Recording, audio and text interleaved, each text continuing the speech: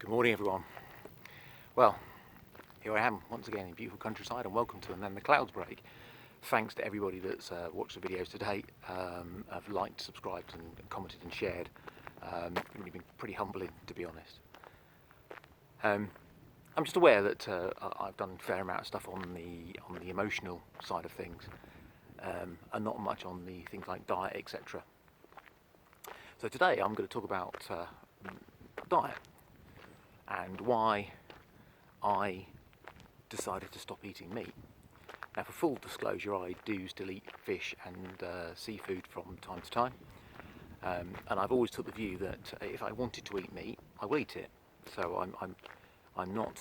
I don't consider myself to be sort of particularly radical on that. I just make a choice that I don't want to eat meat, but if I do fancy it, I will have it, and I've had it perhaps twice in the last 12 months.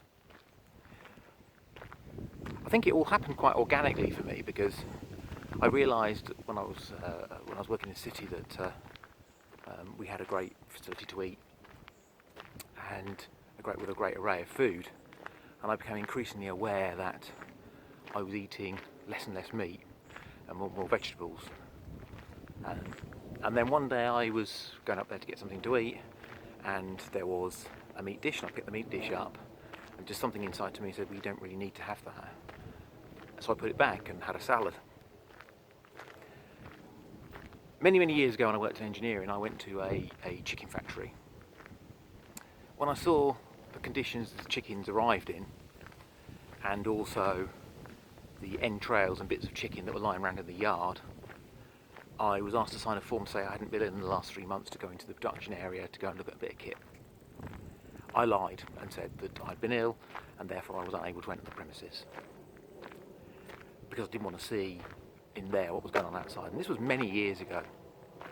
But it's something that stuck with me, and as did another story from a colleague who went to a meat production plant where basically they walked a cow in one end and a lump of vacuum-packed meat dropped out the other, which then goes out to your supermarket.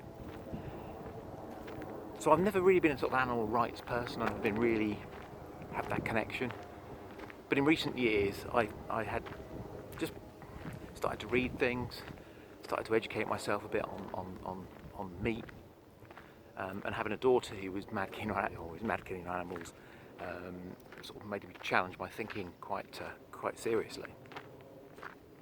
So at that point there, when I turned the meat dish down, I sort of kind of realised that at that point I was not going to eat meat, and if I did, it'd be very occasional. And the reason for that really was that something deep down inside me said that the stress hormone, so if you see a cattle truck going around the motorway, or you see the pigs and you see how distressed they are, and then the environment they're slaughtered, no matter how humane, those animals are intelligent, they know what's happening. They know they're going to be killed. And the stress hormones that they produce, so, and to me, and I'm not a nutritionist or a scientist, but to me, the thought that those stress hormones then go into that meat and you're going to ingest those, that's not good for you. That's aside from the fact that when people always say that if you don't eat meat, how on earth do you get enough protein? Well, protein comes from plants. The reason that animals have protein in them and you get protein from eating meat is because they eat plants, unless they're in some of the factory farming arrangements that are pretty horrendous. So that's a real decision I made. I made that decision, and perhaps the biggest benefit, or most surprising benefit, is that it really changes your relationship with food. And it was something that, so if you eat meat, I would very often go into a restaurant and I'd look 2 or 3 dishes, and I would have one of the same 2 or 3 dishes I usually have. Sorry, I'm just in this amazing countryside, and I do absolutely love it here. I would then go to, so then when you don't eat meat, you have to think about it. And you can still be unhealthy and be a vegetarian, or I suppose, I don't like to get a label on it, but I suppose I'm technically a pescatarian.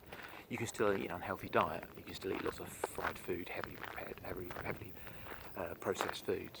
It's not necessarily just a panacea for healthy eating, because you need to get into the raw food, etc., to go down that route. But it made me mindful, so I would go to a restaurant, and because I was eating something different, it would make me think completely differently about about my diet. So I would then go and choose an item of food I've perhaps never had before. And to be honest, I've really enjoyed that process. I've eaten foods that I've never had. Now I rant and rave about how wonderful chickpea is, and if I see a chana masala on the menu, I'm a very happy man. So it's really challenged my thinking and really made me think about food in a different way. And that's been a really great experience from just having this fairly boring diet that perhaps most of us have, where we eat very similar foods regularly. I've completely changed, and that has been a great sense of exploration from that. And I do really feel I feel I can eat with a conscience that I've not been part of. Let's be honest, the food industry is a huge industry, spends lots of money on advertising. Things like dairy, etc. too. I still do have dairy products, but if you start looking into how much is advertising, etc., and actually some of the supposed facts behind some of the food we eat, it's quite shocking.